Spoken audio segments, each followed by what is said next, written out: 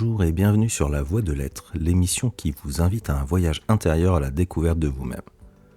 Je suis Alex Béochat, psychopraticien, énergéticien et numérologue, et je suis heureux de vous accompagner dans cette exploration passionnante où nous allons apprendre à mieux nous connaître et à comprendre notre fonctionnement. Dans chaque épisode, nous aborderons des thématiques essentielles pour libérer nos blocages, retrouver notre vraie nature et nous réaliser pleinement. Ensemble, nous allons redécouvrir notre potentiel d'être énergétique et multidimensionnel et apprendre à travailler en harmonie avec l'univers et notre âme.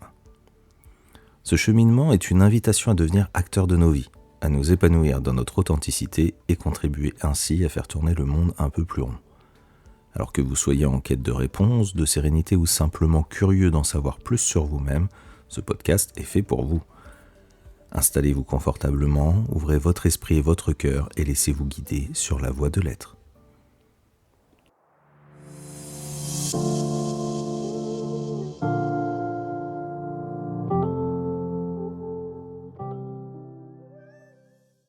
Bonjour à toutes et à tous et bienvenue dans ce nouvel épisode de La Voie de l'Être.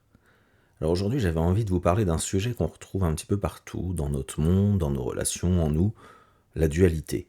Vous savez, cette impression étrange d'être toujours pris entre deux pôles, entre l'ombre et la lumière, l'élan et le doute, le cœur et la raison, le oui et le non. En fait, depuis qu'on est enfant, on baigne dedans. C'est bon ou c'est mauvais, le gentil, le méchant, c'est vrai, c'est faux. Et si au final la dualité était bien plus qu'un simple système de pensée? Si elle était un terrain d'exploration, un mouvement de conscience, une clé pour mieux se comprendre et mieux comprendre le monde?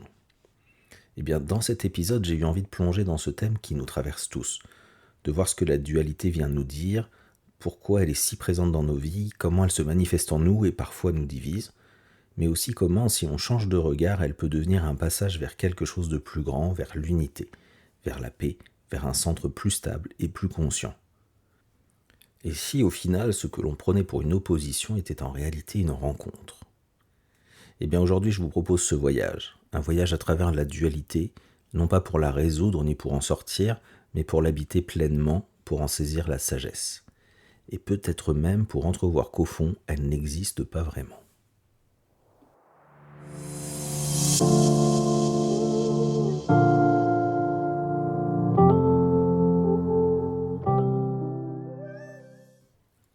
Alors avant de commencer cette exploration de la dualité, on va prendre un moment pour poser les bases.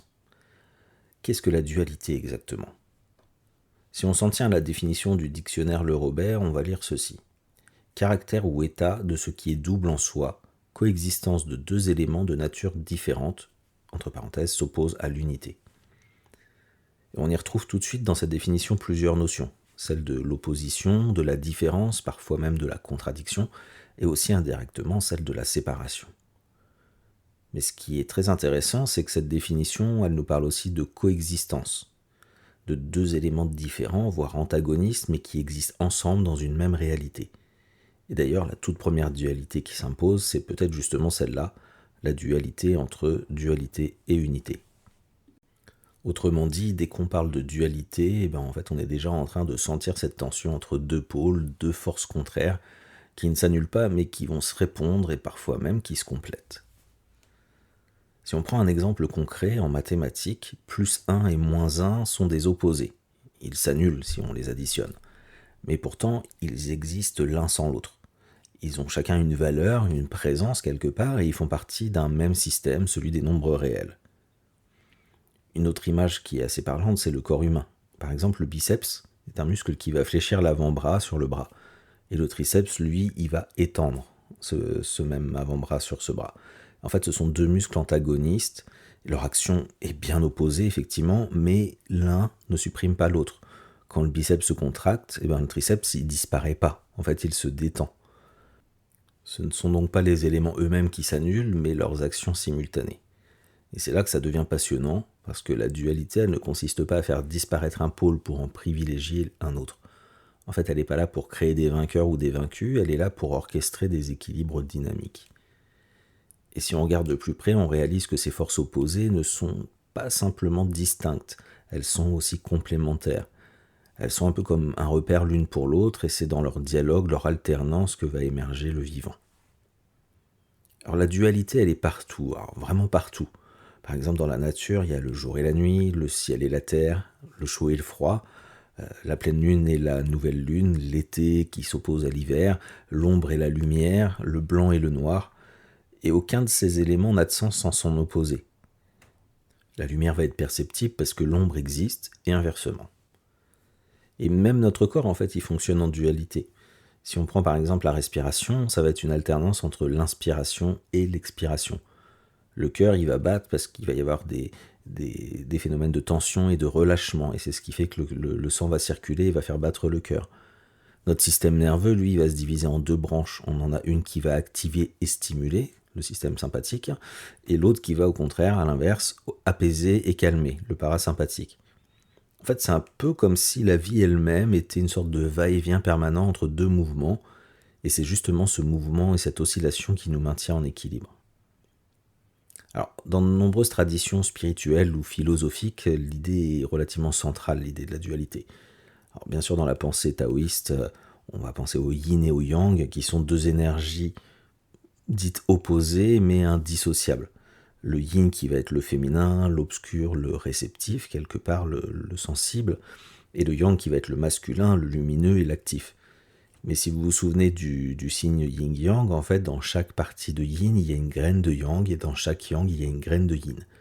En fait, tout est en mouvement, rien n'est figé, et c'est plutôt un flux, une danse. Et dans le christianisme, en fait, on va retrouver aussi ces pôles un petit peu opposés de façon symbolique, le bien et le mal, l'esprit et la matière, le corps et l'âme. Et en alchimie, en fait, tout le travail intérieur va consister justement à réconcilier ces opposés, le haut et le bas, le masculin et le féminin, pour accéder à une unité supérieure. En psychologie, on observe aussi cette dynamique qui est présente. Freud, par exemple, il parlait du ça, qui étaient nos pulsions brutes, instinctives, et du surmoi, qui était un petit peu cette voix intérieure qui représente la morale, les interdits. Et entre les deux, il y a le moi qui tente de maintenir l'équilibre comme il peut entre les deux voix. En fait, chaque fois que vous ressentez une ambivalence, par exemple un élan et une peur, une envie et en même temps une retenue, et en fait vous êtes en train de vivre cette dualité intérieure. Et c'est pas du tout un dysfonctionnement, c'est une expérience humaine universelle. En résumé, la dualité, c'est pas simplement deux choses qui s'opposent, c'est deux aspects finalement d'une même réalité qui sont vus sous des angles différents. Un petit peu comme une pièce de monnaie, pile et face sont différentes, mais elles sont inséparables et elles forment la pièce. Ou encore imaginer une montagne, d'un côté qui peut sembler abrupte, aride, presque hostile, et de l'autre, au contraire, douce, boisée, lumineuse. La montagne n'a pas changé, c'est notre point de vue qui change. Et c'est ça, au fond, le cœur de la dualité, une invitation à changer de regard plutôt qu'à choisir un camp. Alors maintenant qu'on a posé un petit peu plus ce qu'était la dualité pour comprendre, il y a une question qui se pose naturellement, c'est pourquoi est-ce qu'on vit dans un monde de dualité ? Pourquoi est-ce que tout semble toujours fonctionner par paires opposées dans nos vies, dans nos corps, dans nos pensées ? Est-ce que c'est un hasard ou bien est-ce que c'est une nécessité ? En fait, en réalité, la dualité, elle n'est pas là par accident et c'est pas non plus un défaut du système. Elle est utile, elle est fondatrice et elle est profondément pédagogique. Elle va se manifester à tous les niveaux de notre expérience, à la fois au niveau perceptif, au niveau mental, au niveau physique, biologique et même spirituel. On va voir ça d'un peu plus près. La première raison, en fait, elle est toute simple, c'est qu'on a besoin de contraste pour percevoir, ressentir et comprendre. On connaît la lumière parce qu'on a connu l'obscurité. Imaginez un monde où tout serait blanc tout le temps, pas de nuances, pas de variations. Et au bout de quelques instants, vous ne verriez plus rien. Parce que l'œil humain a besoin de jeux d'ombre et de lumière pour percevoir les formes. Et si on vivait par exemple aussi dans un monde où il n'y avait qu'une seule émotion, nous serions incapables de ressentir quoi que ce soit de manière différenciée. En fait, c'est le contraste qui va donner du relief à notre expérience humaine. On ne peut reconnaître la paix qu'après avoir traversé le chaos. On va goûter pleinement à la liberté qu'après avoir senti les limites et l'enfermement. On va reconnaître la joie parce qu'on sait ce que c'est que la tristesse. En fait, la dualité, elle va rendre l'expérience vivante, vibrante quelque part, et surtout, elle donne du sens à ce qu'on vit. Alors, en plus de nous aider à percevoir, la dualité, elle nous aide aussi à nous positionner. C'est elle, quelque part, qui va créer des repères. C'est en ressentant une tension entre un oui et un non, entre une attirance et une peur, par exemple, qu'on est amené à faire des choix. Et c'est à travers nos choix qu'on se définit. Le courage, en fait, n'existe qu'en présence de la peur, et l'amour prend du sens parce que la haine est possible. Le pardon a une valeur quand la blessure a été ressentie. En ce sens, quelque part, la dualité devient une matrice d'apprentissage. Une confrontation entre deux pôles qui nous permet de choisir, de nous engager, de nous situer dans l'espace du vivant. Et sans ces tensions entre ces apparentes oppositions, il n'y aurait ni mouvement, ni choix, ni quelque part peut-être identité propre. Et notre cerveau lui-même, il fonctionne selon une logique de dualité. Il va trier le monde, il catégorise, c'est vrai, c'est faux, la catégorie c'est bon, c'est mauvais, là c'est sûr, non, là c'est dangereux, c'est le plaisir, non, là c'est la douleur, la souffrance. Pourquoi est-ce qu'il fait ça? Eh bien parce qu'en fait c'est efficace pour lui. Il classe, si vous vous souvenez de l'épisode sur le cerveau, en fait il classe, il simplifie la réalité pour mieux se repérer, pour mieux réagir, plus vite aussi souvent. C'est un petit peu quelque part comme un mécanisme de survie, en fait il met dans des cases. Et l'ego qui s'est construit avec, eh ben, il adore ça. Il se définit par ce qu'il n'est pas. Il se sent en sécurité quand les choses sont bien rangées dans des cases. Donc quelque part, d'une certaine manière, la dualité, c'est aussi une construction mentale. Elle nous aide à organiser la complexité du monde, mais parfois, elle peut nous enfermer dans des cases si on s'y identifie trop fort. Et cette logique de dualité, elle ne s'arrête pas non plus à la psychologie humaine, parce que même l'univers, quelque part dans sa structure la plus fondamentale, va être bâti sur des polarités. Si on prend l'atome est constitué de protons, les charges positives, et d'électrons, les charges négatives, et c'est cet équilibre entre ces forces opposées qui crée la cohésion de la matière. Et on retrouve ce principe à l'échelle cosmique, l'univers qui est en expansion constante, mais cette expansion qui est équilibrée par des forces gravitationnelles qui vont tendre plutôt vers la contraction. Et là encore, la dualité, c'est pas une faille, c'est une condition d'équilibre dynamique, une sorte de danse constante entre tension et détente, entre attraction et répulsion, qui va permettre à l'univers de tenir debout et d'évoluer. Et dans notre corps, en fait, comme on en a parlé un petit peu tout à l'heure, c'est exactement la même chose. Le corps humain, en fait, il cherche en permanence l'équilibre entre des forces contraires, c'est ce qu'on appelle l'homéostasie, et c'est nécessaire à la vie, à la survie, en tout cas, de notre corps. Notre température corporelle, par exemple, va se réguler entre le chaud et le froid. Le cœur, lui, comme on l'a vu, il bat entre contraction et relâchement. Notre système nerveux alterne entre le sympathique qui amène à l'action et plutôt le parasympathique qui va amener au repos. Et même la respiration, comme on l'a vu, c'est un balancier. Inspiration, expiration, inspiration, expiration. C'est cette tension vivante, ce sorte de va-et-vient constant qui va permettre à l'organisme de s'adapter, de survivre et de se renouveler. Et maintenant, si on prend un petit peu de hauteur, dans une perspective un peu plus spirituelle au niveau de l'âme, la dualité, elle peut être vue comme une sorte d'espace d'expérimentation formidable. Comme je vous en avais parlé lors de l'épisode sur la vie vue par l'âme, l'âme vient sur Terre pour évoluer. Et pour évoluer, elle a besoin de faire l'expérience du contraste et de la dualité. Car dans les plans plus subtils où elle est avant son incarnation, dans l'unité originelle, en fait, tout est un, tout est uni, tout est unifié, il n'y a pas de séparation. Alors que la Terre, elle fonctionne autrement, c'est un terrain de jeu, alors parfois rude, mais incroyablement riche pour une âme. Un petit peu comme une boule à facettes où chaque facette va refléter une vision, une vérité partielle. Et en fait, l'âme adore explorer chaque facette, chaque polarité, le haut, le bas, la joie, la peine, la force, la vulnérabilité, pour embrasser complètement une réalité beaucoup plus complète. Alors oui, la dualité est partout, dans notre manière de voir, de ressentir, de comprendre le monde aussi. Elle va structurer nos perceptions, notre corps, même les lois de l'univers, mais elle ne fait pas que séparer. Elle nous éclaire, elle nous pousse à mieux nous connaître, à faire des choix conscients. Elle nous offre des contrastes pour affiner notre vision. Elle crée des tensions, mais qui nous poussent à grandir, et elle nous met face à des opposés, et nous oblige en fait à choisir, elle nous invite à sortir de la passivité, à nous engager, à nous positionner. Alors oui, la dualité, elle peut diviser, enfermer, opposer, mais quand on la regarde avec conscience, elle devient un véritable levier de transformation. Le mental, lui, il sépare pour analyser, mais la conscience, elle réunit pour comprendre. Et ce que tout ça, ça révèle aussi, c'est qu'en fait, cette dualité ne se contente pas d'être là, en dehors, elle vit aussi en nous, parce que souvent les plus grands contrastes sont ceux qu'on porte à l'intérieur. Donc on l'a vu, cette dualité, elle est présente partout autour de nous, mais finalement, comme on dit un peu là où elle nous touche le plus, c'est à l'intérieur de nous, dans nos pensées, dans nos émotions, dans nos décisions. Tout en nous, au final, est traversé par des forces contraires, et parfois on ne sait pas trop qui on est, ni ce qu'on veut. On peut aimer profondément quelqu'un et ressentir en même temps le besoin de s'éloigner. On peut vouloir changer de vie, mais être pétrifié à l'idée de perdre ce qu'on connaît. On peut chercher la liberté tout en ayant peur finalement de l'inconnu. Et ça, c'est l'ambivalence, le fait de ressentir deux choses qui semblent opposées en même temps. Et non, c'est pas de l'instabilité, c'est profondément humain et on passe tous par là.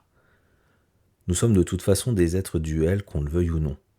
On a tous en nous des énergies féminines comme des énergies masculines, un mental et une psyché, un côté gauche, un côté droit dans notre corps. En gros, on est quelque part l'incarnation même de la dualité. Et nos pensées, nos émotions n'échappent du coup pas à cette règle. On va essayer de prendre un exemple pour mieux comprendre tout ça. Donc prenons l'histoire de Claire, qui est une jeune femme passionnée par l'art, qui travaille comme comptable dans une grande entreprise. Depuis des années, elle ressent une sorte de tiraillement intérieur. D'un côté, elle aime la sécurité de son emploi, le salaire régulier, la reconnaissance de ses collègues et la stabilité que ça apporte dans sa vie. Mais de l'autre, elle rêve de consacrer plus de temps à la peinture, d'exposer ses œuvres, de vivre de sa passion, même si ça comporte des risques et de l'incertitude. Chaque matin, en se rendant à son bureau, elle ressent cette dualité. Il y a une partie d'elle qui se sent fière d'être responsable et de subvenir à ses besoins, mais une autre partie qui se sent complètement frustrée, comme si elle trahissait une partie essentielle d'elle-même. Un jour, son entreprise propose un plan de départ volontaire, et Claire se retrouve face au choix concret, rester dans la sécurité ou tenter l'aventure artistique. Pendant plusieurs semaines, elle va osciller entre ces deux pôles. Sa raison lui dit de rester, de ne pas prendre de risques. Son cœur, lui, au contraire, lui souffle d'oser, de se donner une chance. Finalement, Claire décide de prendre un congé sabbatique pour tester la vie d'artiste sans tout abandonner d'un coup pour autant. Et elle découvre alors qu'elle peut honorer les deux parties d'elle-même. Continuer à assurer sa sécurité tout en nourrissant sa passion. En fait, la dualité vécue par Claire n'est pas une simple hésitation. C'est plutôt la coexistence de deux forces opposées mais en fait complémentaires en elle.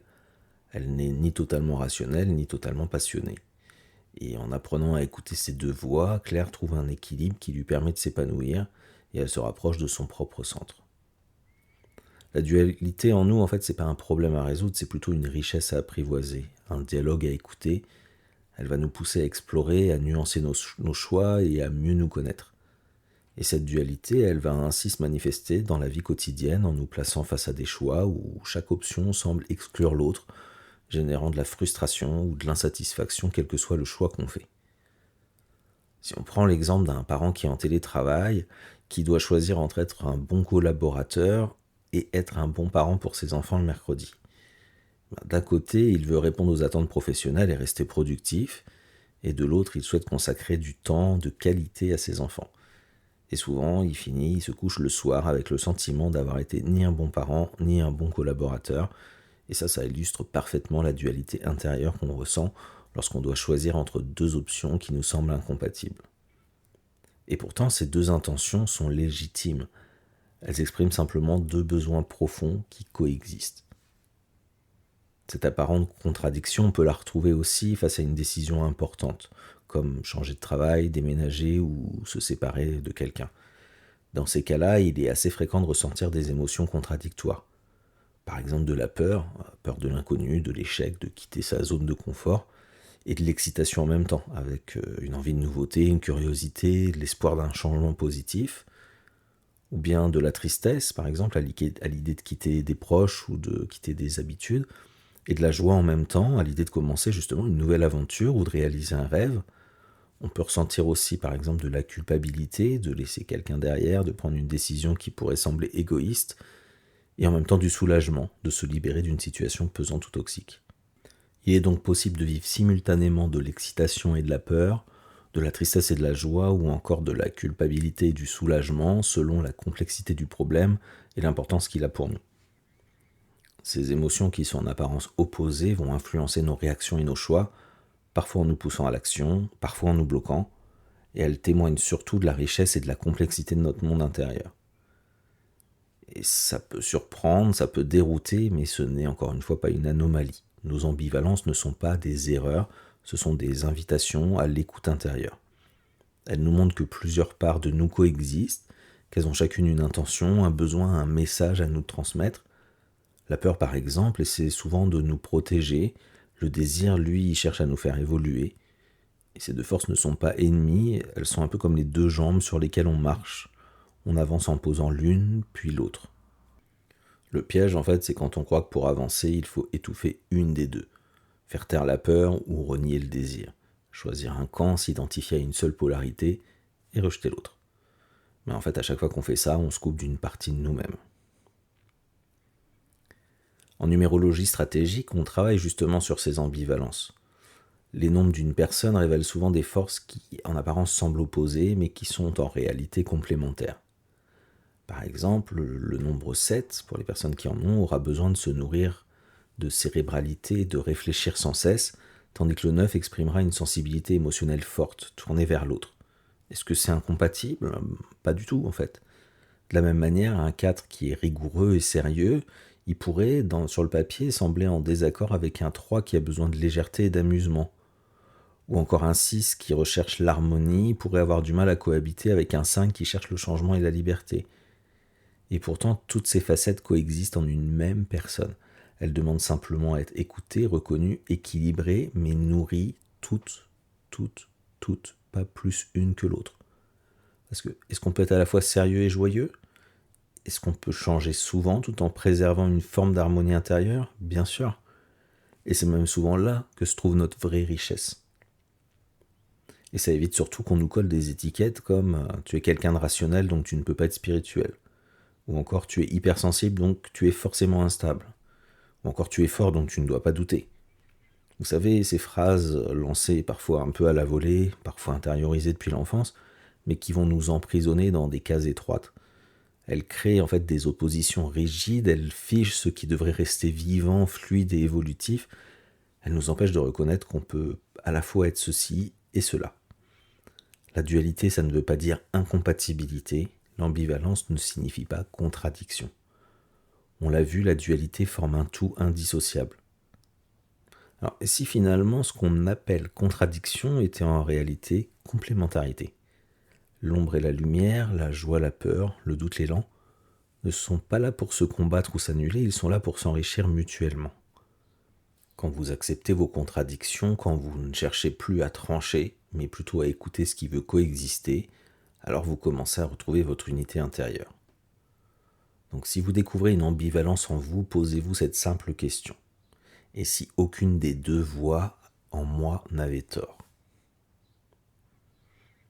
Donc la dualité, on l'a vu, ça peut être une force d'équilibre, un moteur de croissance, une richesse intérieure, mais qu'est-ce qu'elle devient quand on ne la comprend plus, quand elle se fige, se radicalise, se transforme en opposition brutale ?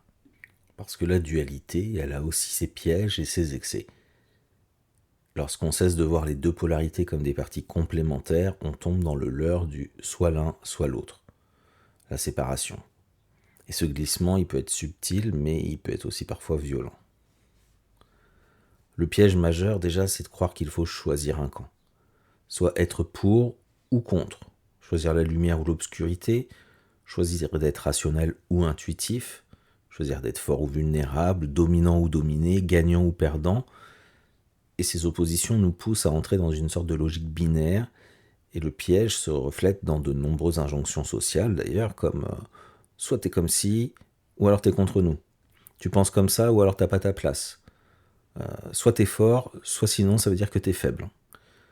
On passe alors de la nuance à la polarisation, et de la polarisation à la division. Et quand ça arrive à son paroxysme, c'est le moment où la tension entre deux pôles devient si extrême qu'elle empêche tout dialogue.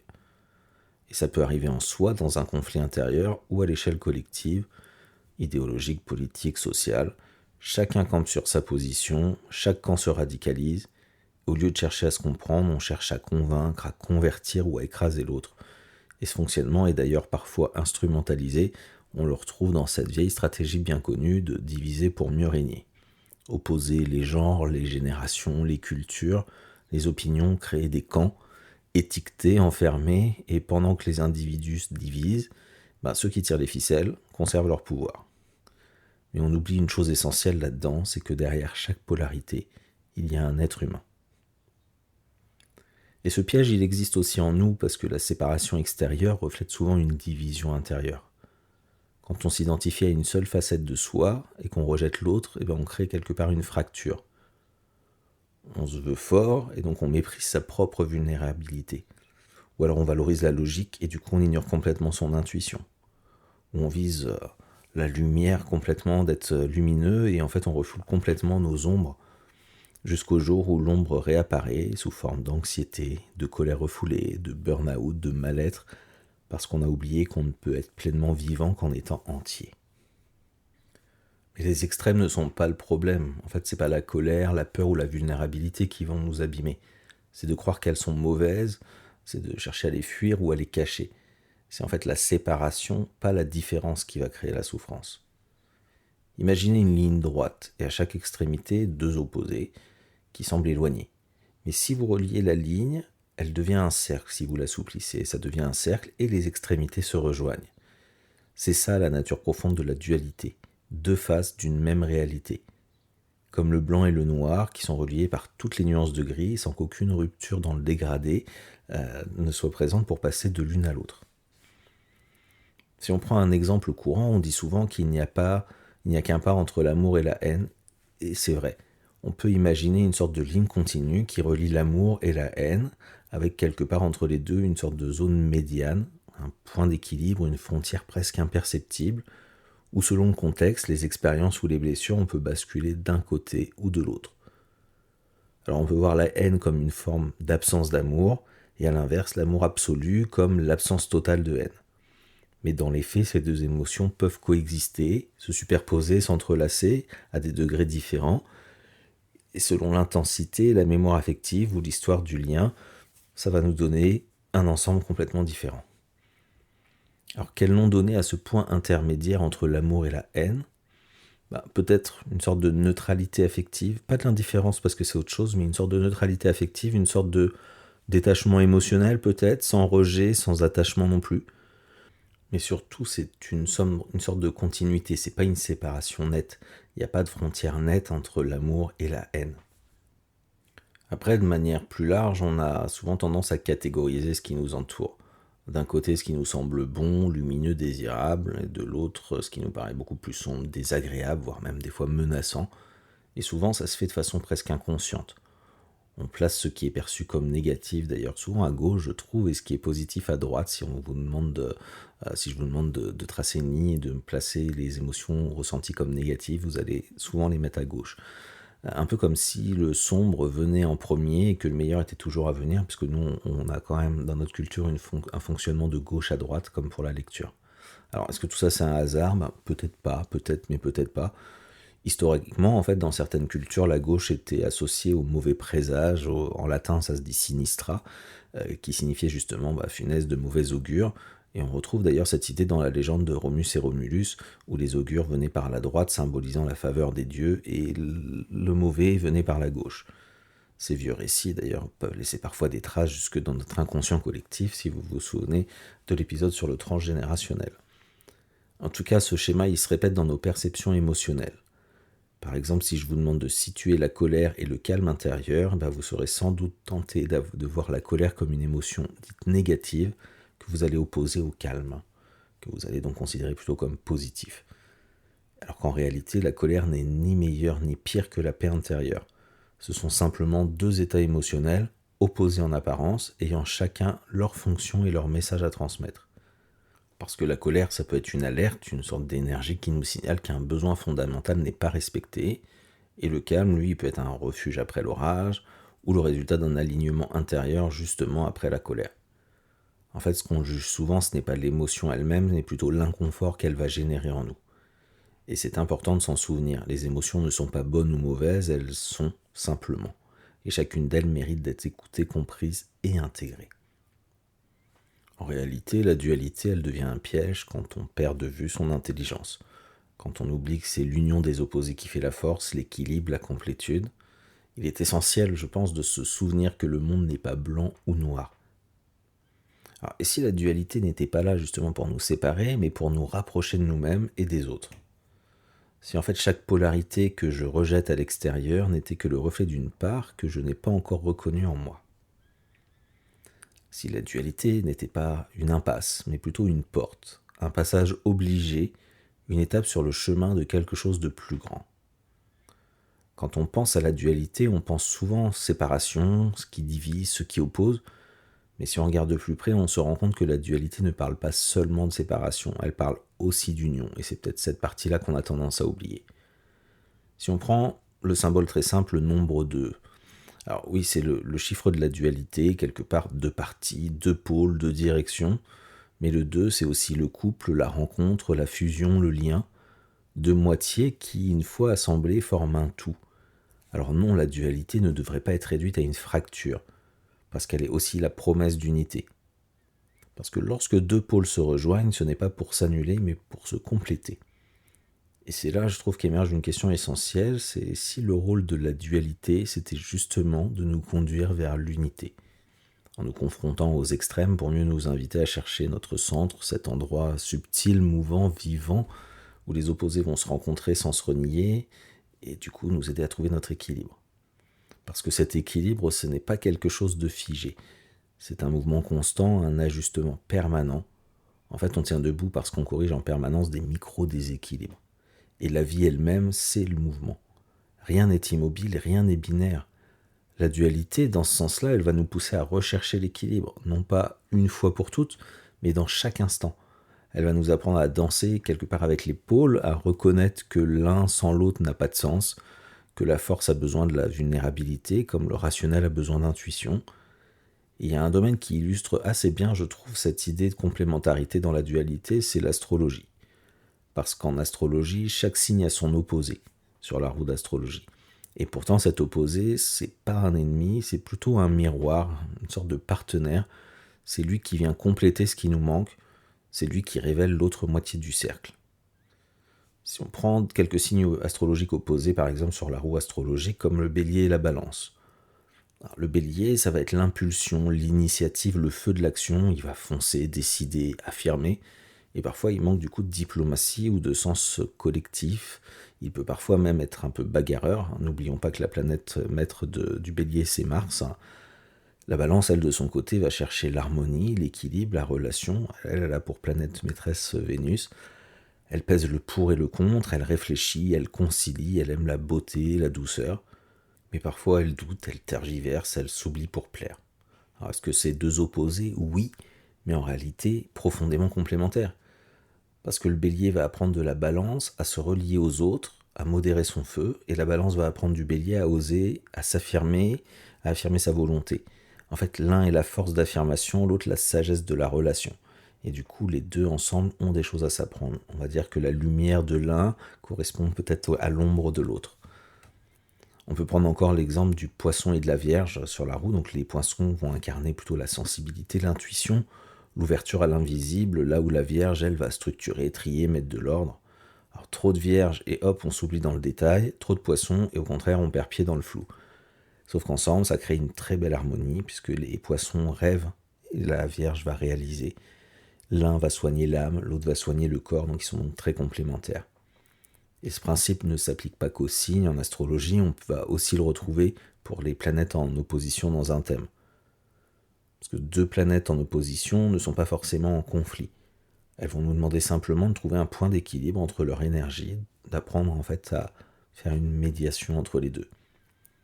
Imaginez deux pôles qui tirent chacun de leur côté, et si vous allez à l'extrême d'un seul, vous vous déséquilibrez. Mais si vous trouvez la voie du milieu, alors vous puisez dans la force des deux. En tout cas, moi, c'est comme ça que je vois et que je perçois l'astrologie quand je l'ai appris. Pas comme quelque chose de figé, mais plutôt comme une invitation à retrouver notre centre, à quitter les extrêmes et à explorer cette voie du milieu qui permet non pas de renier les parties d'ombre qu'on a, mais de venir les équilibrer tout simplement. Et parfois, cette dualité, elle va monter aussi en intensité. D'ailleurs, je ne sais pas si vous vous souvenez, on l'a vu pendant la période de Covid, les débats et les manifestations entre les pros et les anti-vaccins, et dès qu'il y avait les pro-vaccins qui manifestaient ou qui s'exprimaient, l'autre partie les réagissait et allait aussi manifester, s'exprimer de plus en plus fort, et c'était une sorte d'ascension, un petit peu comme un écho permanent, un va-et-vient entre les deux camps, où chacun semblait finalement ne pouvoir exister qu'en réaction à l'autre. Et du coup, je me dis, est-ce que ça ne nous apporte pas quelque chose d'un peu plus profond dans la réflexion ? Et si quelque part les deux pôles avaient au fond besoin l'un de l'autre, un petit peu comme s'ils maintenaient malgré tout un certain équilibre pour éviter que l'un ne prenne toute la place.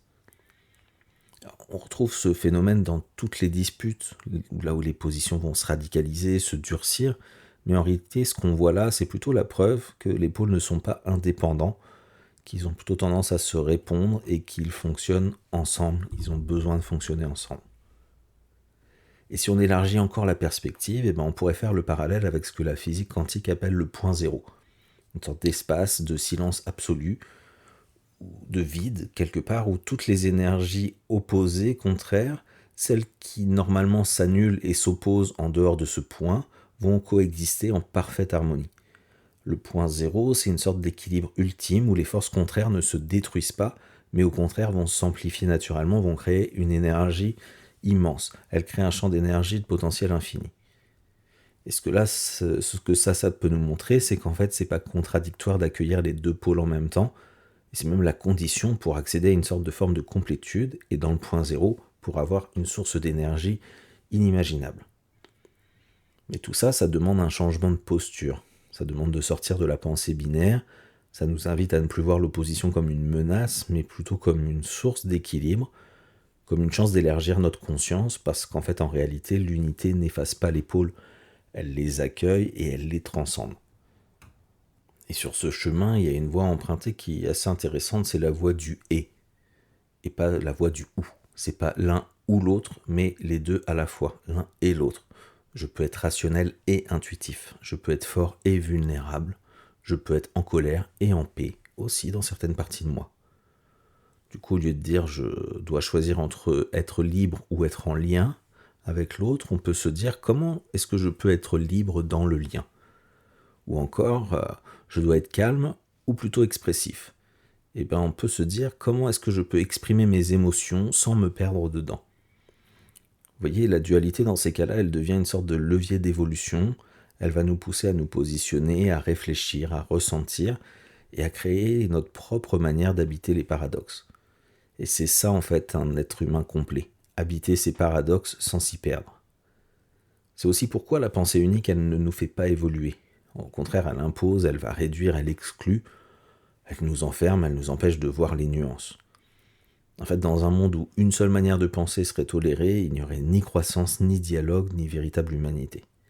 Si on regarde dans l'histoire d'ailleurs, les plus grands progrès sont venus de ceux qui ont pensé autrement, qui ont osé conjuguer ce qu'ils croyaient inconciliable. Finalement, la dualité, elle n'est pas là pour nous opposer, mais pour nous éveiller. Elle nous pousse à explorer, à comprendre l'autre, à nous comprendre nous-mêmes. Elle donne forme à la pensée, elle structure notre mental, et en même temps, elle nous invite à ne pas nous y enfermer. Et pour que la dualité nous conduise vers l'unité, il faut commencer par l'accueillir en conscience. Il faut observer nos paradoxes, sans chercher à prendre parti pour un camp ou à rejeter l'autre.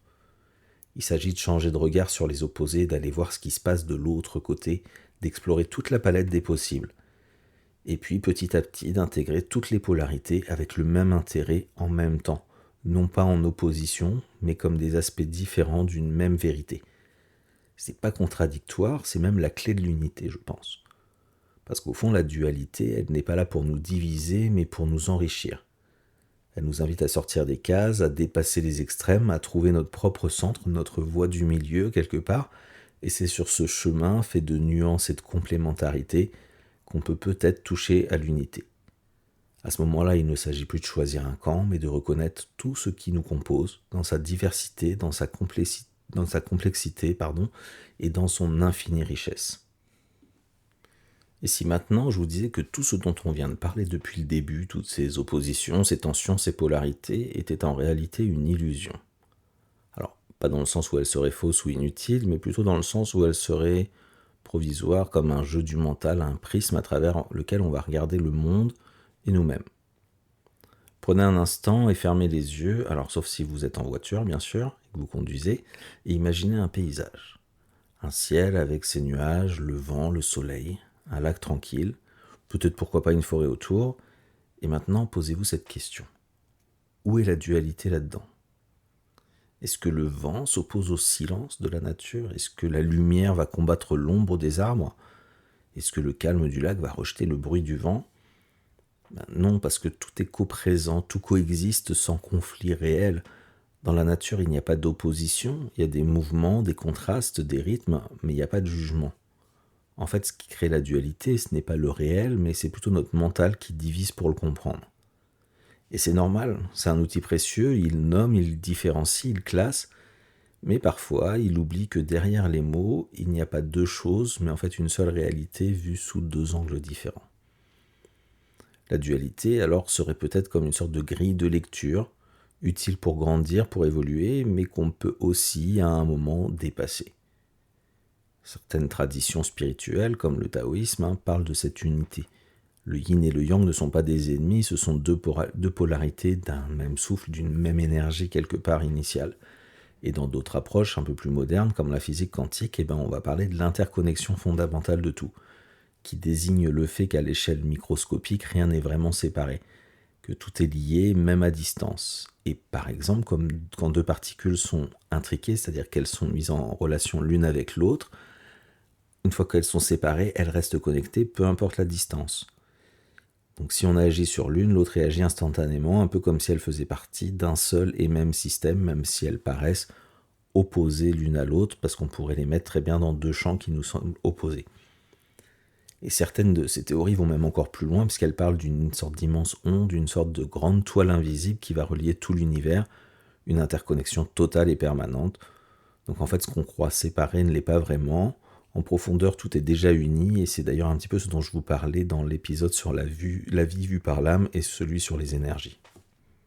Au final, même nos contradictions intérieures ne sont peut-être pas des conflits, mais des mouvements d'intégration. Il s'agirait donc plus de résoudre nos dualités, mais plutôt de les reconnaître, de reconnaître leur nature illusoire, de voir que sous chaque apparente opposition, il y a une unité qui cherche à émerger. Peut-être que la colère et la joie sont en fait deux expressions d'une même intensité de vie, que la peur et l'amour naissent toutes les deux de notre attachement profond à la vie, que l'ombre et la lumière sont deux bras d'un même être en quête de conscience. Si en réalité la séparation n'était qu'une illusion de perspective, si la dualité n'était qu'une étape, un moyen de nous ramener à cette vérité simple que l'unité existe déjà, qu'elle est là partout en nous et autour de nous. Alors oui, la dualité existe dans notre expérience humaine, mais peut-être qu'elle n'est qu'un passage, un chemin vers l'unité et non une destination.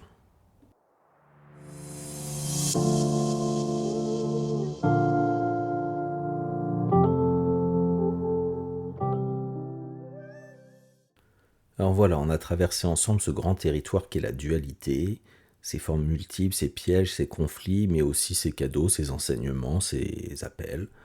Et vous l'avez peut-être senti, la dualité n'est ni un ennemi ni un obstacle, c'est plutôt un passage vers plus de conscience, plus de choix, et peut-être vers plus de paix. Parce que lorsqu'on cesse de vouloir trancher, de choisir un camp, lorsqu'on ose enfin écouter les deux voix, on va commencer à se rapprocher de notre centre.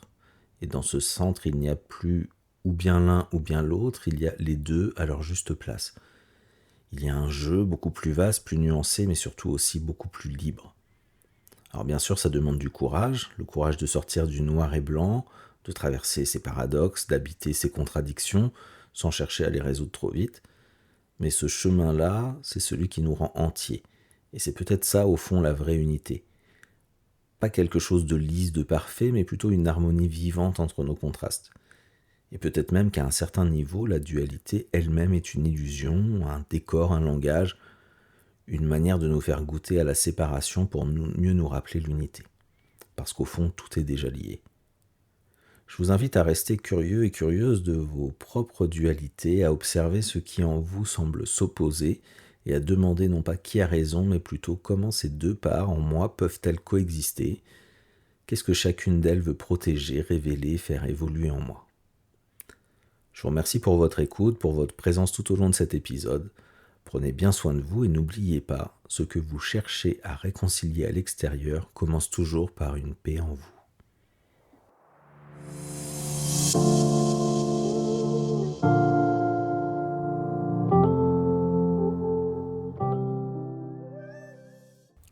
Merci de m'avoir écouté. J'espère que les réflexions partagées aujourd'hui vous ont inspiré et vous ont donné des clés pour vous reconnecter à votre vraie nature et à votre potentiel d'être multidimensionnel. N'oubliez pas que chaque pas vers la connaissance de soi, c'est un pas vers un épanouissement authentique. Si vous avez aimé cet épisode, je vous invite à le liker, à me laisser un commentaire et à le partager avec ceux qui pourraient en bénéficier. Ensemble, on peut apporter un peu plus de lumière dans la vie des autres. Si vous souhaitez en savoir plus sur moi et ce que je propose, ou si vous souhaitez prendre rendez-vous avec moi, je vous invite à visiter mon site internet www.antares-thérapie.fr. Rappelez-vous dans tout ce que nous avons abordé aujourd'hui de garder votre libre arbitre. Ne prenez que ce qui résonne en vous, parce que je ne détiens aucune vérité. Je partage en toute simplicité mes connaissances, mon expérience et des clés de compréhension qui, je l'espère, vous seront utiles. Alors, je vous donne rendez-vous dans 2 semaines pour un nouvel épisode et d'ici là, prenez bien soin de vous. À très bientôt.